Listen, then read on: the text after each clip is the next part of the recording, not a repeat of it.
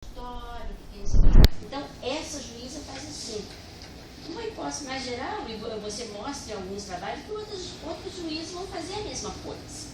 Então, você tem uma política que não tem nenhum controle sobre a forma que ela é implementada. Na literatura de políticas públicas, isso tem um nome que eles chamam Street Level Bureaucracy, que esse é o Lipinski. O que ele mostra é que uma política pública, você não pode avaliar essa política pública se você não olhar como é que ela é implementada na ponta.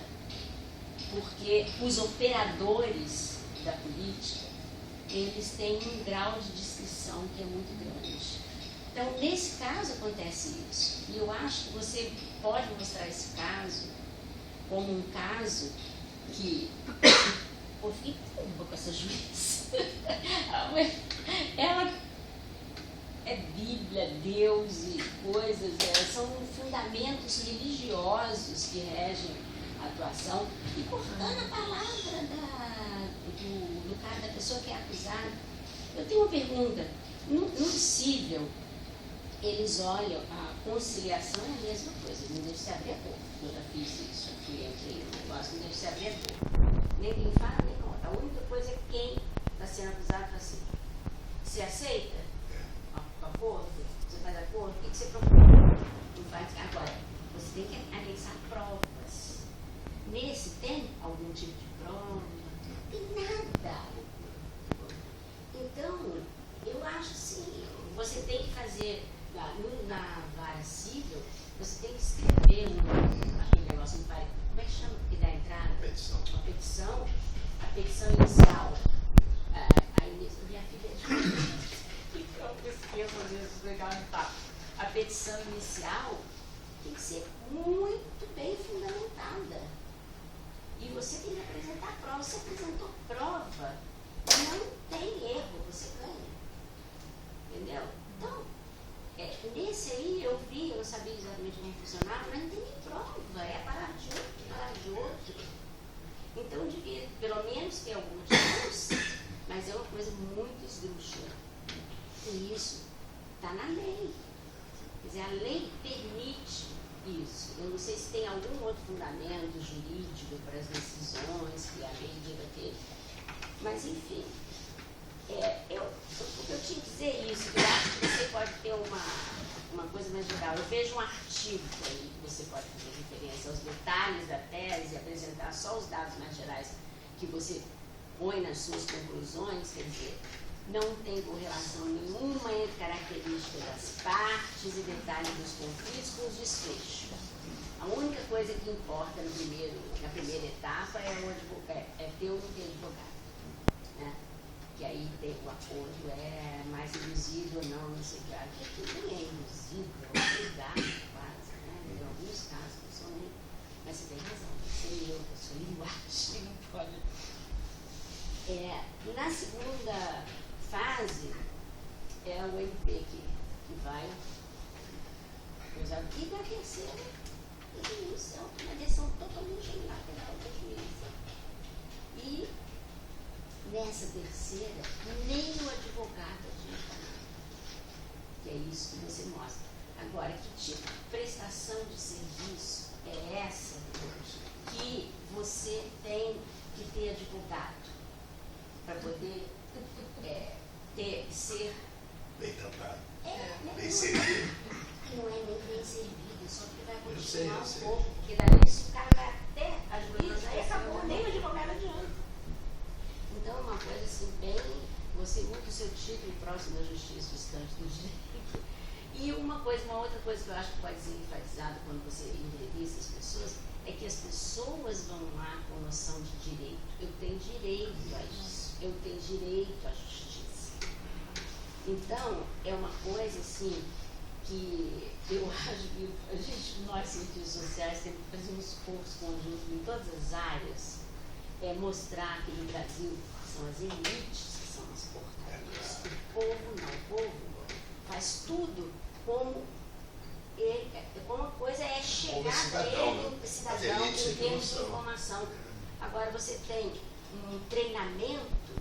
A minha filha trabalhou no Tribunal Civil, que ela fez EMERGE,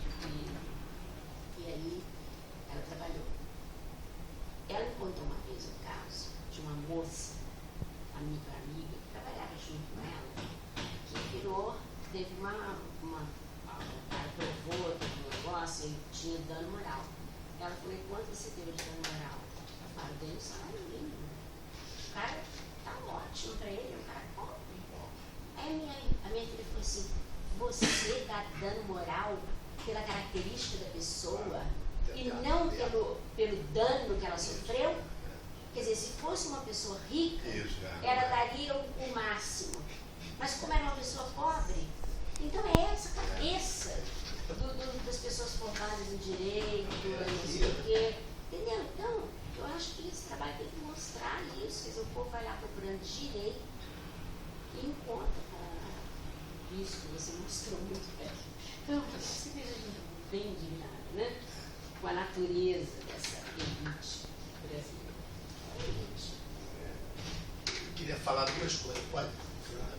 A primeira é a seguinte, você falou isso, me lembrei que os meus alunos advogados vivem dizendo que o povo não conhece os direitos. Ele não conhece os direitos e que eles têm que ensinar os direitos, para as pessoas que elas não têm a menor ideia dos seus direitos. E aí, veja você, isso que você disse... Falta só informação.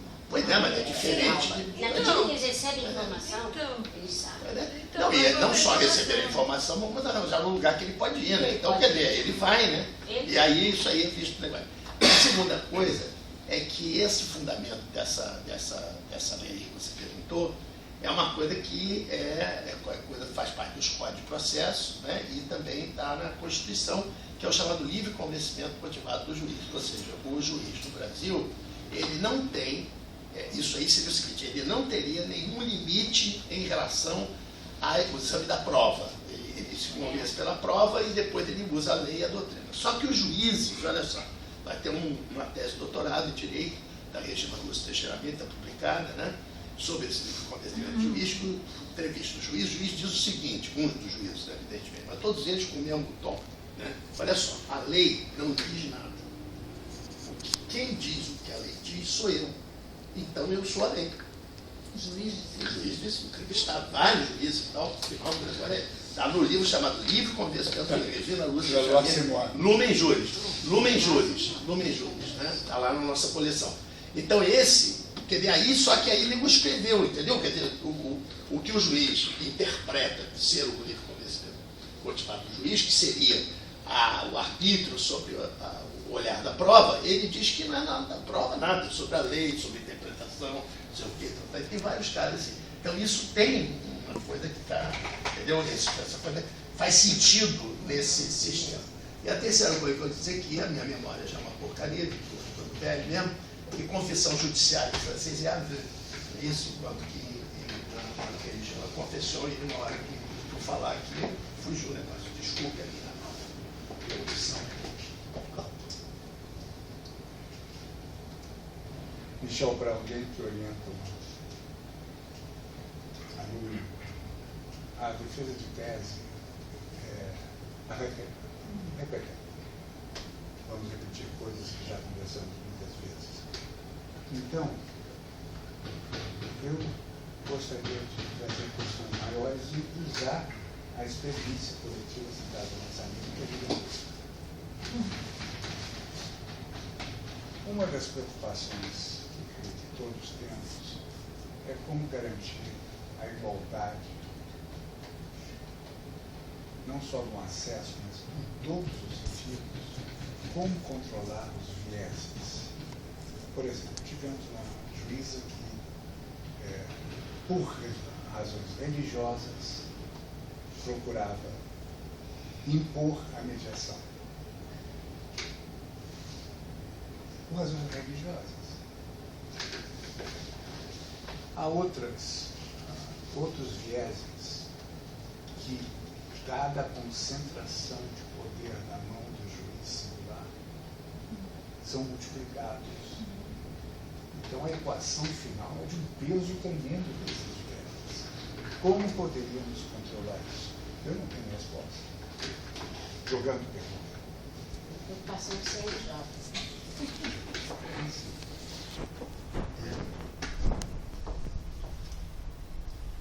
Tu deves ter percebido de que eu enfatizei bastante que tu introduzir esses conceitos, teorias, perspectivas da ciência política.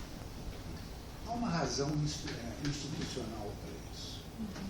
A ciência política em muitos países nasceu com o direito, do direito.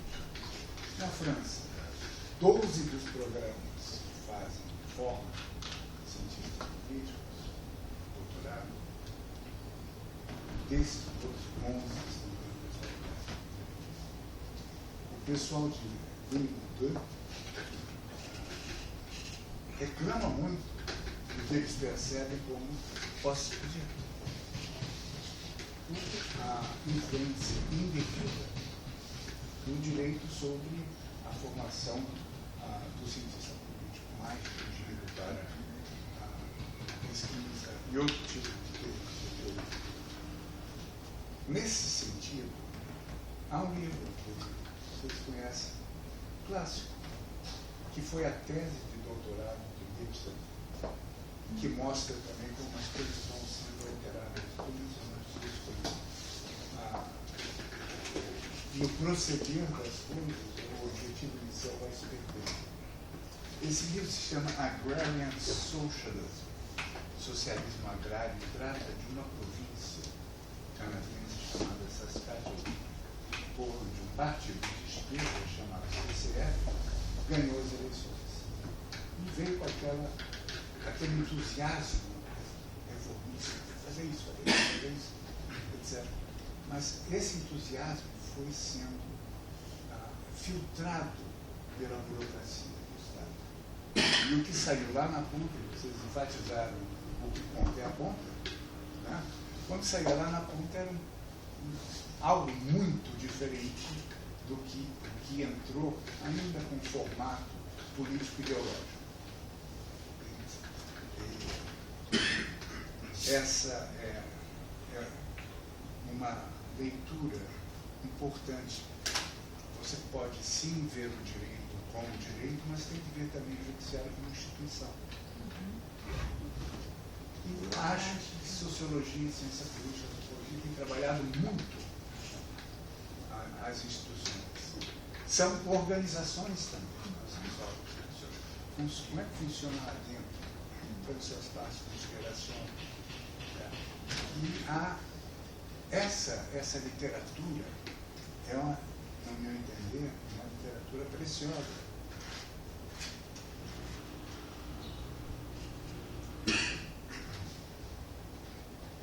Há algumas perguntas que, com os dados, não é possível encontrar respostas para elas.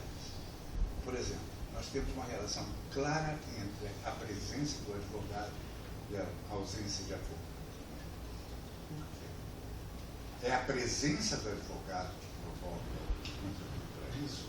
Ou são os casos mais conflitivos que fazem com que as pessoas busquem um advogado? Onde termina um, começa o outro. Com os dados que vimos, não dá para saber. Então, a pergunta é como pesquisar? Como chegar a saber em outra pergunta? Como chegar lá? É interessante que nós atribuímos a uma incompetência do judiciário. Muitos atribuem a um litigismo da sociedade civil o que chamam de overload do judiciário. A Teresa Savec chegou a perguntar: alguém já olhou para a AGU? A Advocacia Geral da União é parte de um número incrível. Ela responde por uma percentagem muito grande do lixo que cai. Ela é obrigada por lei, me corrija se eu errar, a apelar até o último.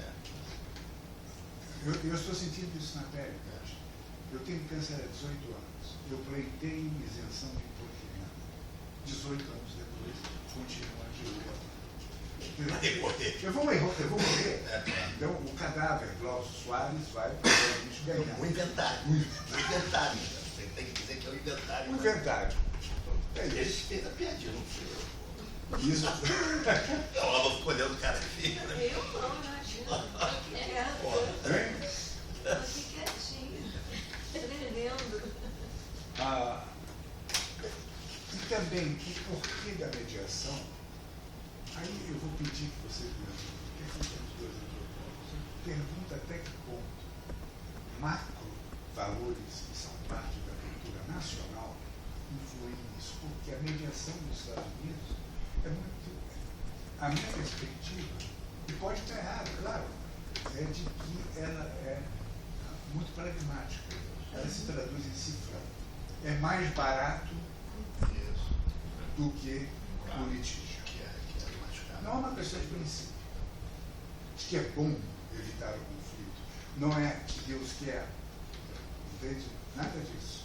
Mas, olha, por exemplo, e isso pode alterar não somente o comportamento do judiciário já feito no litígio, mas a reforma de leis. Na Flórida, quando eu estava lá, se discutiu e foi aprovado o que chama de no fault no trânsito. Isso significa o quê? Quando você tem um conflito no trânsito, as seguradoras interessam que esse conflito se transforme em litígio. Então, ninguém é culpado, no fault, e elas têm um arranjo para resolver com um custo menor para cada um. Não joga advogado, não joga custos judiciais assim, não joga nada disso.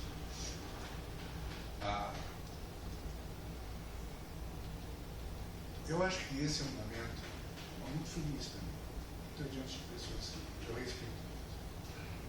E eu acredito que estou vendo uma mudança no conceito de segurança pública. Em que sentido? Quando eu cheguei à segurança pública, eu cheguei durante a ditadura. Porque era discernível, inseparável da segurança nacional. E as Forças Armadas, a segurança pública é nossa. As polícias eram forças auxiliares dessas. Realmente é engraçado.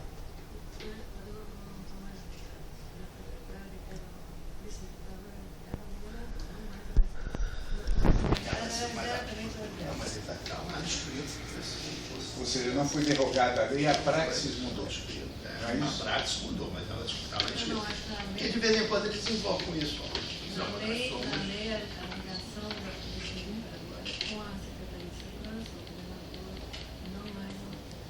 Mas eu não sei se Houve uma mudança. E eu em um momento, examinei as questões relativas à segurança pública nos programas partidários, nas propostas de presidentes da República. Até, inclusive, a última eleição, que a primeira do Lula, eram questões secundárias. No nível federal, suponho, sem ter dado para demonstrar, e no nível estadual também. Ou seja, ela cresceu com um novo ressurgimento do crime estatístico, que cresceu da década de 70, 80, etc. Se transformou em um problema maior, que por crescer, saiu da sua disciplina original, da sua localização institucional original, e agora está no mundo acadêmico, e agora está na antropologia, está na sociologia, está na ciência política, está na demografia, em vários lugares. Então, esse é um campo que ainda não parou de crescer. E é interessante, porque ele precisa ser um campo, na minha leitura, de direito próprio. E não a soma do capítulo que está em sociologia, em ciência política, em antropologia, em economia. O negócio da economia está ficando sério, o custo do crime, de como transformar essa soma de segmentos de outras disciplinas em uma disciplina. Creio que esse é um problema que enfrentamos. Não sei se é bom ou uma ruim. disciplina sobre segurança pública. Que tem uma certa autonomia, um campo. no sentido burdiano, Você um fizeram campo. curso, né? Não tem um curso, né? Graduação. Tem um curso de graduação de segurança pública e até tem curso de tecnólogo de segurança pública para profissionais de segurança pública. São 500 processamentos à distância. É interessante, Michel, que tua tese, como nós vimos aqui nessa breve conversa, ela sai rapidamente dos limites, que não são estreitos, do mundo acadêmico. Ela tem a ver com um monte de conceitos grandes, cidadania, justiça, etc. E tu trouxeste, realçou a questão da informação, da conscientização por parte da população dos direitos que tem e não tem.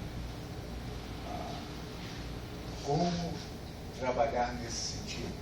Nós vemos na tua tese não somente a falta de informação, e ela se traduz em direitos que não tem e, sobretudo, em direitos que tem que não sabe que tem. Né? Que não leva, né? Que não é. Outra linha que tu abriste, enfim, não és o primeiro, mas que mencionas, que seria uma linha extremamente importante, é o fato de que a justiça é um fenômeno de classe. Eu não estou fazendo discurso em praça pública, mas é um fenômeno de classe. Tu mencionaste a questão de o salário mínimo está mais do que bem pago.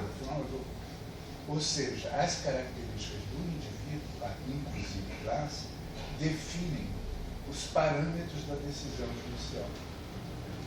Tem um estudo também que mostra que no judiciário comum, na justiça comum, criminal, que as penas para jovens de classe média são muito mais Eu baixas. fiz um estudo sobre Muito mais baixas, porque o juiz vê lá o seu próprio filho.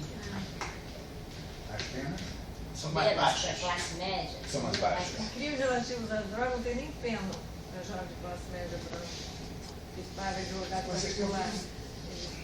junto contigo, arquivado. eu repito isso e levo o cacete de todo mundo que diz que não é assim. Eu te dou os Não, mas dados, isso então. tem uma tese doutorada em Direito também, da Lumen Júlia, da Sérgio Fabrício, Bárbara Pet, sobre parcialidade, também demonstra isso. Eu fiz esse estudo Claramente. na década de 80 em Campinas, no início dos anos 90, com um rapaz, né, Jorge Luiz.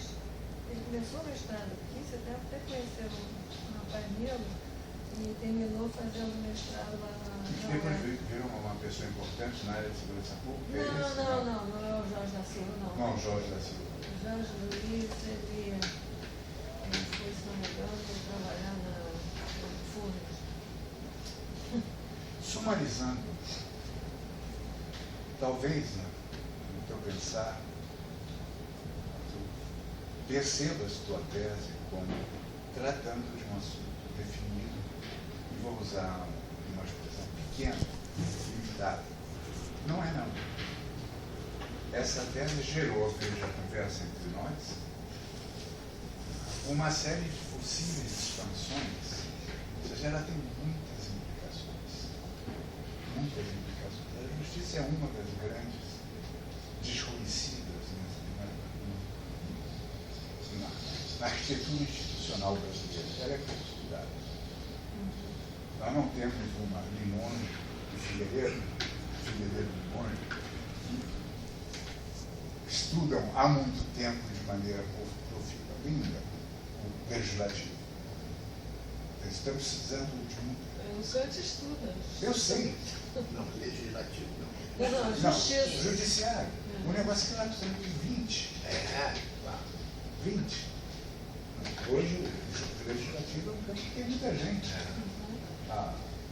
Então, tese que talvez limitada, tese de mestrado, etc., muita gente despectivamente pode se referir a ela como uma tesinha de mestrado, uma dissertaçãozinha, gerou grandes questões.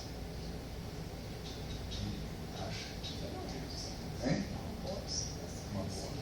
Sem dúvida nenhuma. Professora Alba, Você teria alguma coisa? Ah, eu quero, claro, eu sempre quero.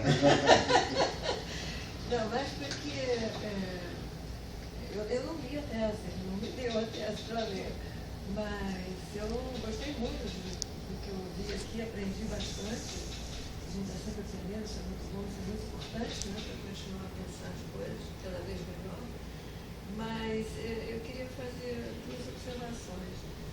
Uma, só para que o Kant não saia daqui com a impressão errada, eu sou a favor da desmilitarização, mas eu acho que a questão está muito mais no apartelamento, na maneira como eles são treinados, né?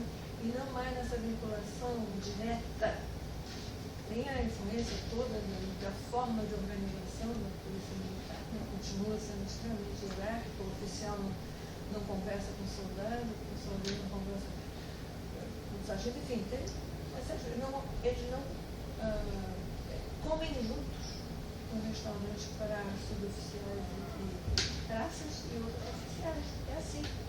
Como é que vai funcionar uma polícia em que a troca de informações é fundamental? Não é possível. Então isso tem que ser feito só para ficar mais.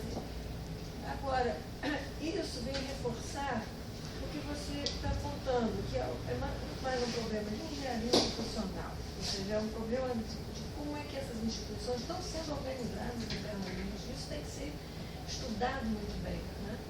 E talvez esteja faltando mesmo estudos desse tipo. Então, eu fico muito preocupada quando você apela nessa dicotomia elite-povo. Eu tenho um medo enorme disso, que a gente vai terminar no populismo. Primeiro que nós somos parte da elite, nós somos elite. Nós não pensamos assim, né? E eu pude fazer uma pesquisa com todos os questionários do Rio contra o Crime, e eu vi o que o povo escrevia a respeito da forma como os criminosos deveriam ser tratados. Além do mais, nós temos uma série de estudos sobre linchamentos, apoiados pelas classes populares, né, que mostram que o nosso povo... média. Da mesma forma. Sim, então, da mesma forma. Então, não é que o nosso povo seja bom, belo e bonito. Mas é isso. Vamos Bom, belo e justo. A gente precisa ter cuidado com isso, porque são coisas que estão espalhadas na sociedade mesmo, né? O apoio a grupos de extremismo é muito grande no espaço popular. Muito grande. Milícia. Os milícias não estariam ocupando quase o Rio de Janeiro se não tivessem apoio, pelo menos parcial. Eu sei que agora estão abrindo as áreas de classe média e obrigando os condomínios a fazer outra história. Mas tem uma coisa de ideologia despótica que está permeando toda a sociedade. Né? Nesse sentido, é claro que o fato de que o nosso sistema de segurança pública é tão ineficiente, só vem alimentando isso, né? As pessoas ficam desesperadas, estão perdendo seus pequenos bens e tal, mas estão apoiando formas despóticas, mesmo quanto é o Estado de Direito, para resolver esse problema. Nós estamos tendo uma nova onda, só que essa nova onda é mais a classe média que está apoiando, muito mais do que a população, até porque quem está fazendo isso por eles agora é o pessoal do tráfico, da milícia. Então, não tem mais lixamento por causa disso. Porque a milícia faz isso.